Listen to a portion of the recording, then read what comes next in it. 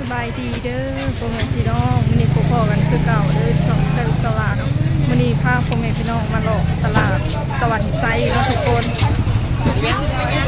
ครั้งแรกที่เฮาได้มาเลาะเนาะมื้อนั่นที่เฮามาเฮาว่าเฮาสิมาเลาะในนี่แหละแต่ว่าเฮามาเป็นช่วงเช้าเนาะมื้อน่ะก็เลยบ่มีคนขายเขาเปิดขายตอนแรงเฮาเพิ่นมาตอนเช้าเลยผิดพลาดพ่อแม่พี่น้องอาหารบ้านๆคือว่าหลายแฮงเนาะอยู่นี่แต่บ่ฮู้ว่าสิถึกหรือสิแพงไปเบิ่งไปชมนำกันพ่อแม่พี่น้องมื้อนี้สิมาหาซื้อเห็ดพอเนาะเห็ดเพาะกับลูกหัวป้าของกินบ้านๆหลายๆเลยมีเห็ดเพาะเดี๋ยวใส่เบิ่งเนาะทุกคนเพาะนางอันนี้เห็ดเพาะขายขาวๆนี่เห็ดเพาะขายโลเท่าไหร่นี่โล200,000เอาโลหนึ่งคือว่าลงแหละเนาะพ่อแม่พี่น้องตอนอันมือนั้นที่ข่อยมาเลาะที่คลิปมือนั้นที่ข่อยมาเลาะค่ะเนาะ400,000ผู้ข่อยจนบ่กล้าซื้อกินอันนี้หาโล200,000เนาะเป็นแถมผักติ้วให้พร้อมคือว่าเริ่มลงแล้วเนาะเริ่มลงแล้วเฮ็ดก็ได้แรกๆค่ะแพงอยู่ปลาบ่ฮู้ว่าปลายังพ่อแม่พี่น้องอันนี้เฮ็ดเครื่องกับเฮ็ดข้าวเนาะกับหอยยังนี่ก็ได้ของกินบ้านๆหลายพ่อแม่พี่น้องปลาธรรมชาติบ้านเฮาบ่นี่เนาะเห็นจักปลายังตัวใหญ่ๆมื้อน่ะว่าสิมาเลาะได้นี่แหละแต่ว่าเฮามาผิดเวลาเนาะทุกคนเฮามาเป็นตอนเช้าก็เลยบ่มีคนเนาะมื้อนี้เฮามาเป็นตอนแรงเฮามาเป็นตอนแรงมื้อนี้คือว่าของกินหลายเนาะเขาเปิดขายตอนแรงแต่เฮาผันมาตอนเช้ามื้อน่ะก็เลยบ่มีคนมี2-3ห้านขายหมูขายน่ะก็เลยบ่ได้ยังมื้อน่ะเนาะซื้อเฮ็ดเพาะมื้อแกงพ่อแม่พี่น้องเฮ็ดเพาะบ้านข่อยก็เริ่มออกแล้วแต่ว่ายังออกบ่หลายยังหาบ่ได้เนาะเฮาก็บ่ฮู้ดอนมันอีกเฮาก็เลยมาหาซื้อกินแรกๆค่ะ400,000โล400,000ถือว่าแพงเนาะ500-700 บาทแต่คู่มือนี่มันเริ่มลายเลยมันก็เลยโล200,000เนาะสิมาซื้อหน่อไม้ให้เซาพรกับเซาพรผ่าเงินซื้อเนาะอันเท่าใด25,000เอาอันหนึ่งชื่อห่อหน่อไม้ต้มพ่อแม่พี่น้องหน่อไม้ต้มบ้านข่อยกันดุหากะหาพอได้แกงแต่ถ้าว่าสิหาต้มนี่ก็ยังหายากอยู่เนาะอันนี้จักเฮ็ดอีหยังน่าจะเฮ็ดผึ่งขมเนาะทุกคนข่อยอยากกินเฮ็ดผึ่งหวานเฮ็ดผึ่งขมเอาตัวนี้เด้อเอาตัวนี้ซื้อมาให้เซาพรฝากซื้อตลาดสวรรค์ไซเนาะสวรรค์ไซบ่แม่นว่าผิดสามัคคีไซทุกคนอยู่ตัวเมืองสวรรค์เลยเนาะผลไม้ทุกคนมักเงาะโล30ถือว่าถืออยู่เนาะถือกว่าอยู่รักษาเดี๋ยวสิหลอกไปทางนาก่อนทุกคนทุเรียน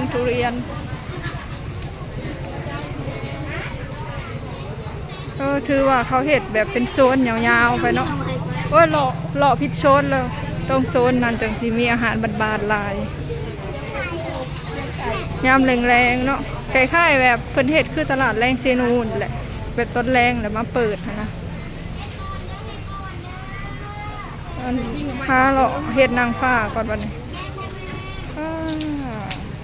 หน่อไม้ไผ่เห็ดเพาะเห็ดละงูพ่อแม่พี่น้อง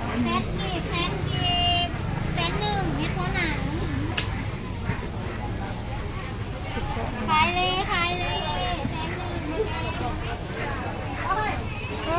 ทางนี้ลายอลีเห็ดนี่แต่เห็ด200,000มันออนใหม่ๆแล้วนะอันนี้เห็ดผึ่งอย่างนั้นต้องมา80ก็ได้ต้องแสน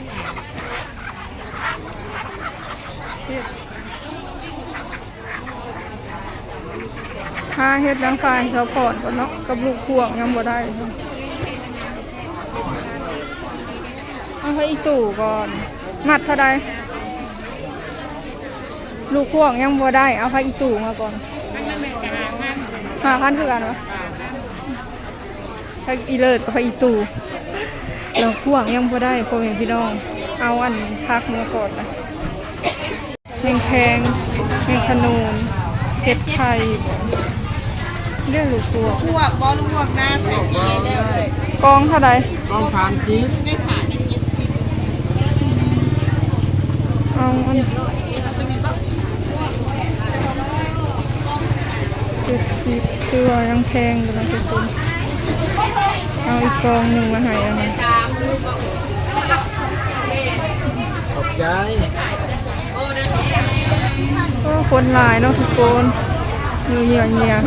ได้ละหวกแล้วละหวกกับอันเห็ดเพาะเนาะ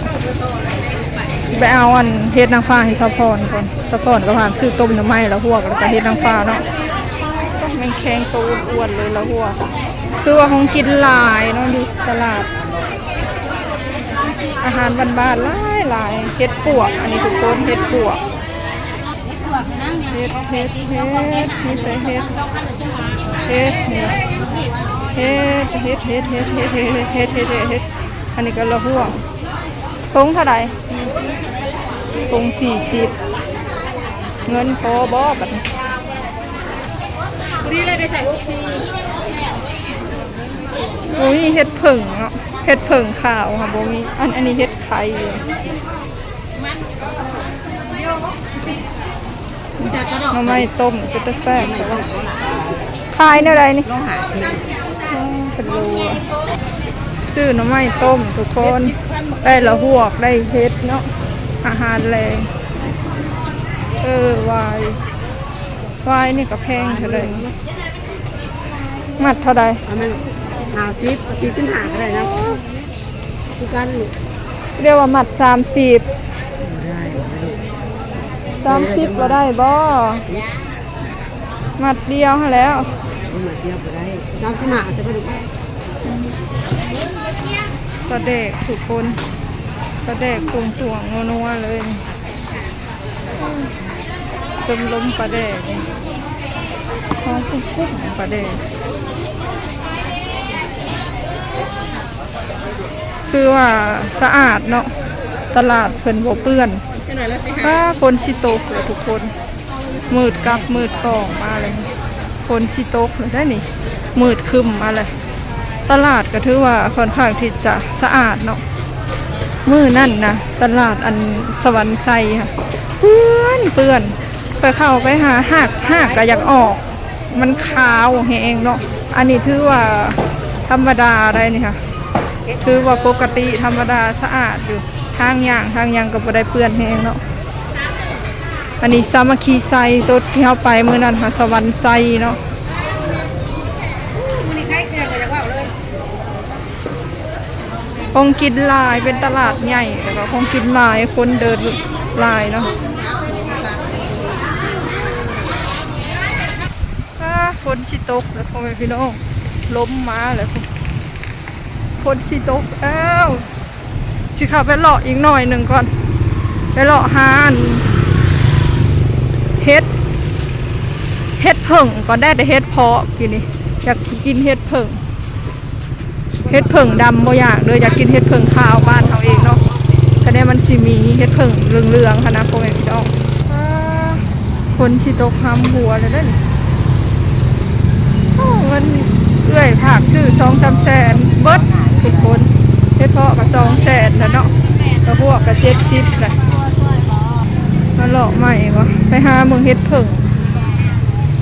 งอันขาวบ้านเฮาค่ะนะถ้าว่าเฮ็ดเผิ่งดำให้เห็นอยู่แต่ว่ามันบ่อยากแซ่บบ่อยากเอาเนาะ จะเป็นต อยากได้เฮ็ดเผิ่งอันนี้ ำเนี่ยล่ะ เฮ็ดเผิ่งขาวก็คนหลายเท่า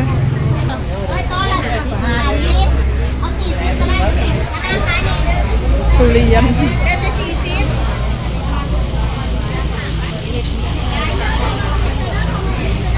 บ่มีเนาะเฮ็ดเผิ่งขาวบ่มีบ่เห็นเฮ็ดเผิ่งขาวบ่เห็นเฮ็ดเผิ่งดำให้เห็นอยู่แต่บ่อยาก บ่มีว่าบ่เป็นหยังเนาะทุกคนถ้ามันออกเอาไปแกงถ้ามันออกสิไปหาแกงแสดงสิหาได้เลย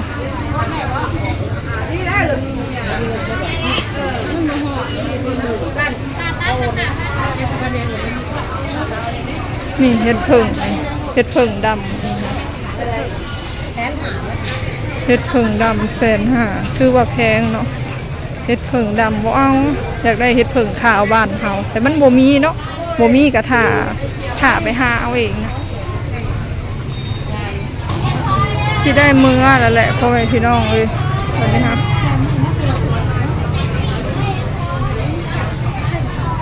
สิได้มื้อแล้วบัดนี้หาเห็ดผึ่งขาวบ้านเฮาบ่มีเนาะมื้อได้บัดนี้เบิดเงินเลย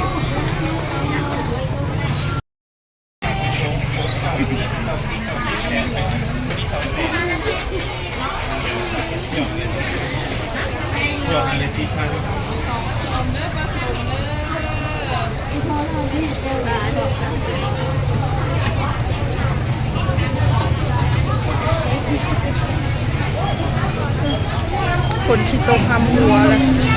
โอ้โหเขาปิดจากโมง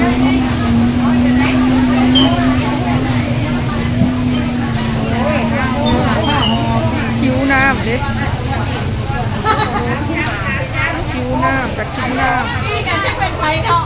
ใช้พักมาเมิดแต่เด็กมันไม่ได้แท้ไม่เป็นกระต่ายไม่เป็นไรอุ้ยใช้อยู่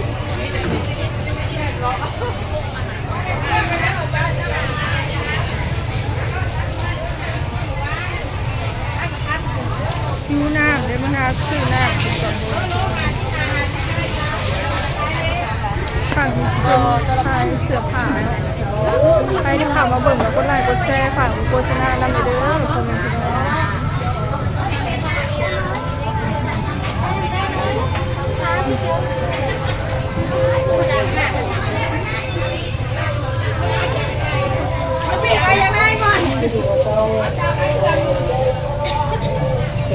เมื่อก่อนเด้อพ่อแม่พี่น้องวันนี้ได้เห็ดเพาะเมื่อแกงแล้วเนาะเห็ดเพาะกับเราหัว5เห็ดผึ่งบ่มีเนาะได้เมื่อก่อนพ่อแม่พี่น้องคนก็สิทำหัวแล้วเนาะคนหลายแฮง ใครก็แบบ ก็พากันมาหอดเทือนแล้วเนาะทุกคน นี่แนวกินเฮาเห็ดเพาะหนังเนาะมันก็สีดำๆแบบนี้เลยกันว่าเขาขาวเลยเห็ดเพาะอันพายมันบ่แซ่บเนาะอันนี้เห็ดเพาะหนังมันดำแต่ว่าข้างในมันขาวมันก็แซ่บของที่ได้พระอีเลิศพระอีตู่มาไว้แกงใส่ละหัวกอันนี้วายกับเห็ดเพาะคือกันสิแบ่งไปมื้อนาให้แม่เพิ่นเนาะแกงใส่กันเพิ่นอยากกินแกงเห็ดเพาะใส่วายนะอันนี้ต้มหน่อไม้ก็ซื้อได้พ่อแม่พี่น้องยังหาเองบ่ได้อันนี้สิเป็นลูกห่วงเฮาซื้อลูกห่วงกบตัวใหญ่ๆเลยเนาะใส่ขี้แล้วเรียบร้อยผลหากระตกแฮงบาทเดียวมื้อนั้นเลยยังหาบ่ได้แล้วห่วงก็ซื้อเฮ็ดก็ซื้อหน่อไม้ก็ซื้อบ่แม่นว่าอยู่บ้านนอกของนาแล้วมีให้กินเด้อบ่ได้มีเด้อทุกคนเลยต้องได้ซื้อเข้าในเมืองไปซื้อคือเก่าเนาะเพราะว่าฝนตกแฮงบาทเดียวค่ะผ่านมา 4-5 มื้อยังซ่อนบ่ได้ว้าวพื้นถ้ามันมีก็ยังบ่ใหญ่ซ้ำเนาะหน่อไม้ก็ต้องหาเสาะเรียโลจังสิได้พอแกงแต่ว่าเอาพบมาต้มอันยังนี้ยังบ่มีให้ต้มกับทุกคนยังหาบ่ได้อยู่เนาะหน่อไม้ก็ได้เฮ็ดก็เริ่มออกบางคนเพิ่นหามานเพิ่นก็พอได้แกงแต่ค่อยนี่หาบ่เป็นก็ต้องได้ซื้อเนาะทุกคนค่อนข้างที่จะแพงเนาะเมนูแต่ละอย่างอาหารบ้านๆเนี่ยบ่แม่นว่าถึกๆแพงกว่าฮอดอันซีนหมูซีนปลาผู้ใดทุกคนเอ้ยของมันหายากเนาะเริ่มหายากแล้วต้มน้ำเตรียมแกงลูกห่วงอันนี้ก็ได้เนาะทุกคนโอเคเนาะสำหรับคลิปนี้ขอจบเอาไว้สำหรับก่อนเด้อคลิปหน้าพบกันใหม่อันนี้เป็นขัวเมงขนูนเนาะเมงขนูนใหญ่เมงขนูนใหญ่ไผ่ขัวคืออยากเค็มอยากเค็มเนาะขัวเมงขนูนแม่